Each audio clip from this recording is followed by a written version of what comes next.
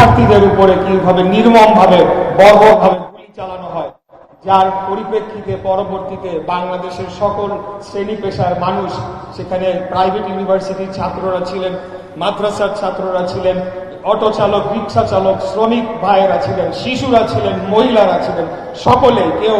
আর তখন হাসিনার এই জুলুমবাজ হাসিনাকে ভয় না করে তারা রাজপথে নেমে আসে এবং তাকে উৎখাত করে বিতাড়িত করে বাংলাদেশকে পুনরায় একটি স্বাধীন রাষ্ট্র হিসেবে গড়ে তোলার যে আমরা চেষ্টা করছি, সেই প্রচেষ্টাকে এগিয়ে নিয়ে যাওয়ার কাজটি বাস্তবায়ন করেছে তাদের রক্তের বিনিময়ে।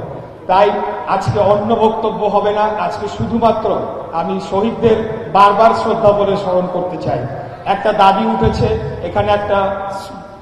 চত্বর রয়েছে, সেটি এই 4 জন শহীদদের নামে স্মৃতি সংরক্ষণ করে রাখার জন্য